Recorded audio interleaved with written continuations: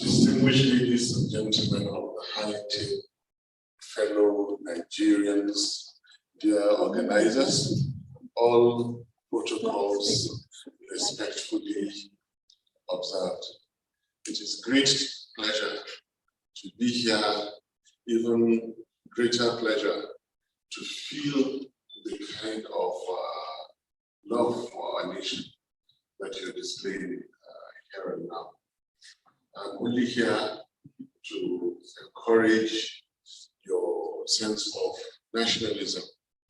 I'm here to ask you to keep up the love for our dear country. While the speakers will do the speaking, I will not have much to say. As you very well know, very little I say, or the very little I have seen before now has rattled the system more than anything else. So out of respect for those who have advised before now, I would just like to encourage those who are going to speak, except maybe just making one or two notes that are fundamental.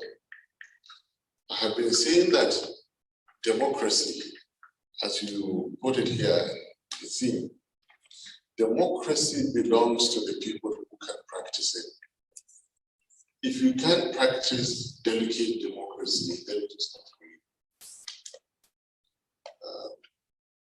you. Dividends of democracy belongs to the people who can extract it.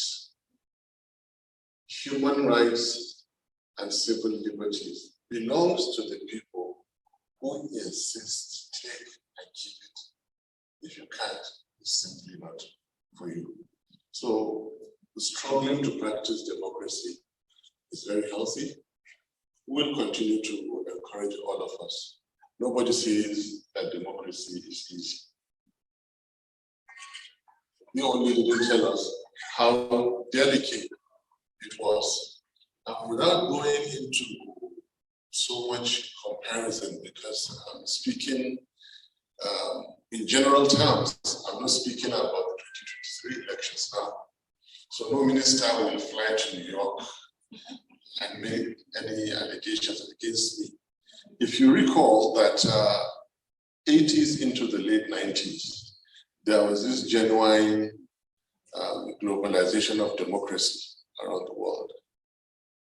But then there is a certain part of the world with very old, rich culture and history, namely the Middle East. Whatever democracy is going to provide, the rulers have provided it. So why do we need it anyway? You are safe, you are wealthy, you're comfortable, even as an ordinary citizen. And democracy will never give it to you. So they were clever enough to stay away from democracy. In Africa, however, we democratized. And we saw in the case of Nigeria, what did democracy correspond with? Personal wealth. What happened to the nation? Insecurity, mismanagement, and the rest. I believe in democracy.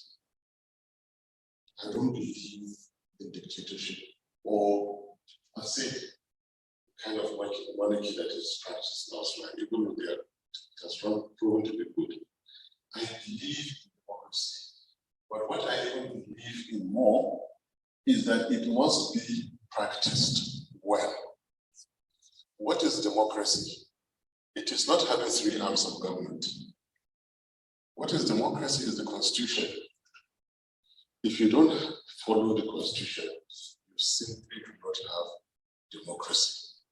That is the simple truth. Now, the Constitution of the Federal Republic of Nigeria is different from the Electoral Act.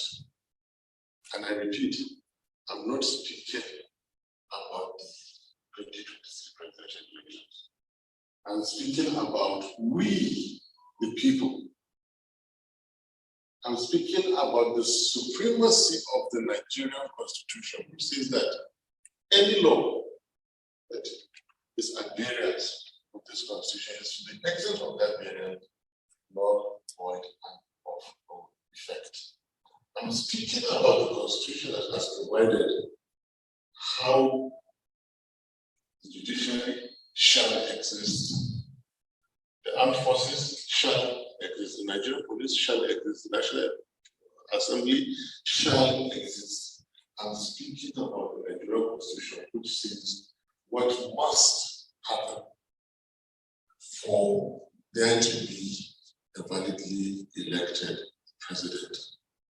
And then interestingly, I have spoken about the opposite or the failure to have those conditions fulfilled. And for now, staying away from any controversy, I just want to speak about the fundamentals. Without a constitution, without abiding by a constitution, you do not have a democracy. Nothing will change this in the world. Constitutions come interpreted, they come simple, they come understandable, and they are to be followed, not to be disobeyed, and then ask wantonly for interpretation. Nobody has time to waste. Constitutions are meant to be followed. Right now, Constitution was followed in the judiciary, in the National Assembly, in the armed forces, in the police as they exist. The Constitution is to be followed, not to be interpreted, as far as the office of the president is concerned. So, Constitution of the Federal Republic of Nigeria is a different document. The Electoral Act is a different document. I respect the courts. My principal has gone to court. I am with him, and all that we're doing, we wait patiently for the courts to. But now, we, the people, have a problem. If your constitution is violated and you sit watching, democracy is not for you. Interpret it anyhow you want. If you, the people, we, the people, watch the Constitution of the Federal Republic of Nigeria violated, and the best we can do is respectfully to hold lectures. Write UK government, all right, we'll receive your letters. Did you have more letters? Write and bring, they'll read your letters. Who told you democracy is easy? Nothing good comes easy. As I speak to you, even though we're not in any way comparable,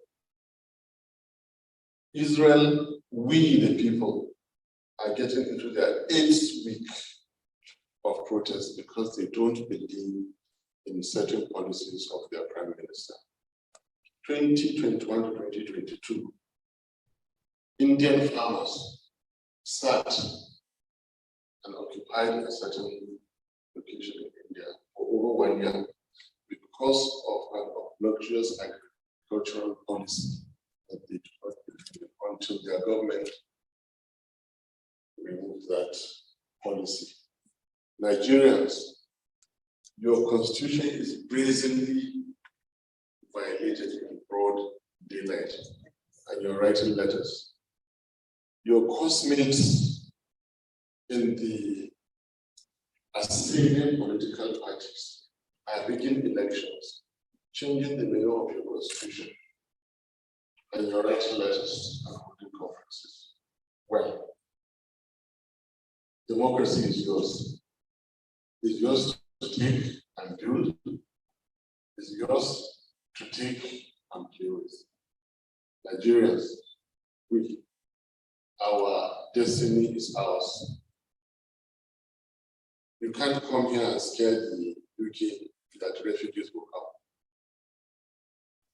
Yes, they come from everywhere. A few more from Nigeria doesn't make a difference. That's not how to Go and practice your democracy, and we'll meet you somewhere and make it work. Nigerians, go and make your democracy to work. Thank you.